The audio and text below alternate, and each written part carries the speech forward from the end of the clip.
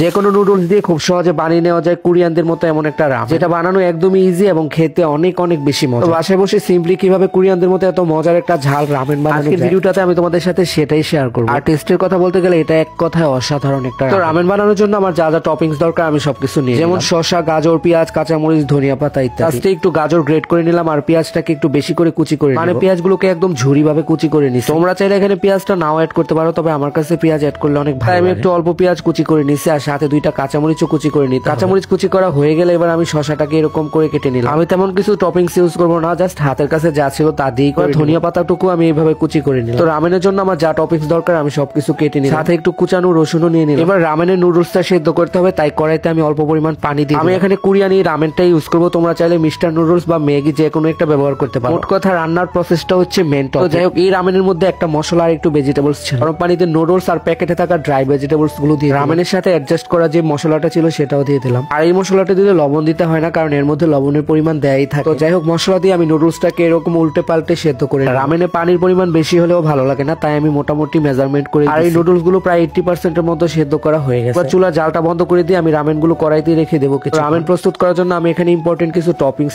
তাই একটা পাত্র নিয়ে নিলাম আর এর মধ্যে দিয়ে দিলাম 1 টেবিল চামচ পরিমাণ সাদা তিল, সাথে আমি যে কুচানো রসুন রাখছিলাম সেগুলো, পেঁয়াজ, কাঁচামরিচ কুচিও দিয়ে দিয়েছি। এবার দিয়ে দিলাম ধনিয়া পাতা, এরপর গ্রেট করা গাজরটুকু আমি এখানে দিয়ে দিলাম, সাথে একটু গোলমরিচের গুঁড়া দিয়ে দিলাম। আর আমার কাছে রামেন মানে অনেক বেশি স্পাইস, এখানে অনেকটা পরিমাণ মরিচের গুঁড়া দিয়ে দিয়েছি। এবার চুলায় একটা প্যান বসিয়ে এর মধ্যে আমি পরিমাণ মতো সিসেমি অয়েল দিয়ে দিই, মানে তিল থেকে বানানো তেল। আর এটা গরম করে নিতে হবে। তার আগে বলে নিচ্ছি, হে গাইস, সুন্দর একটা ক্যাম্পেইন চলতেছে। তোমরা যদি ফ্রিতে আইফোন গিভওয়ে পেতে চাও তাহলে আমার বায়োতে থাকা লিংকে গিয়ে নাম ও নাম্বার দিয়ে এখনই রেজিস্ট্রেশন করে নাও। ভাগ্য থাকলে তুমিও আইফোন 16 প্রো ম্যাক্স পেয়ে যেতে পারো। তাছাড়া এখানে অ্যাকাউন্ট করলেই পাচ্ছ 587 টাকা বোনাস, আর বন্ধুদের রেফার করে পেয়ে যাবে আজীবন বোনাস। এখান থেকে গেম খেলার মাধ্যমেও আর্নিং এর সুযোগ রয়েছে। তো যাই হোক, তেলটুকু খুব ভালো করে গরম করা হয়ে গেলে এবার আমি মশলার উপর দিয়ে দিই। আর গরম তেল দেওয়ার সাথে সাথে এত সুন্দর একটা ঘ্রাণ আসে, কেমন জানি একটা মিষ্টি ঘ্রাণ। তো যাই হোক, এবার আমি এগুলোকে মিক্সড করে নিই। এখানে আমি আরো কিছু ইনগ্রেডিয়েন্ট অ্যাড করব, যেমন এখানে আমি 2 টেবিল চামচ পরিমাণ সয়া সস দিয়ে দেবো।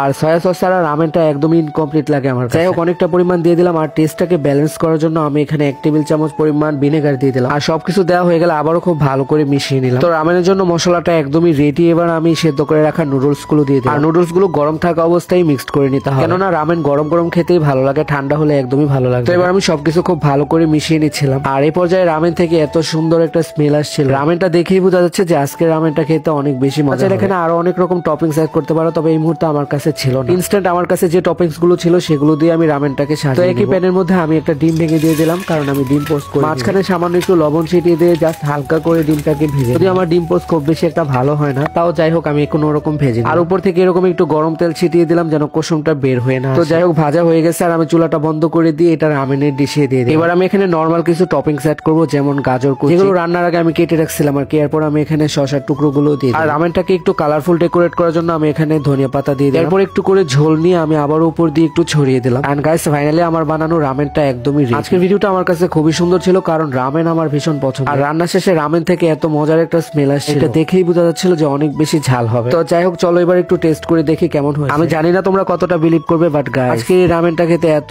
বেশি আমি ছিল, পুরাই মাথা নষ্ট করে দাও অস্থির একটা রামেন ছিল এটা। বিশেষ করে রামেনের ঝোলটা খেতে এত বেশি টেস্টি লাগছে। আমার মনে হয় ঝালের পরিমাণটা আরো বেশি হলে আরো ভালো লাগতো। তবে সব মিলিয়ে রামেনটা খেতে আজকে দারুণ লেগেছে। তো গাইস, তোমাদের কাছে আমার আজকে রামেন রান্নাটা কেমন লাগছে অবশ্যই কমেন্টে জানাও। দেখা হবে এমনই কোনো নতুন ব্লগ নিয়ে। সে পর্যন্ত সবাই ভালো থেকো, সুস্থ থেকো। আর আমার রান্নাটি ভালো লাগলে ভিডিওটা একটা শেয়ার করে দিও।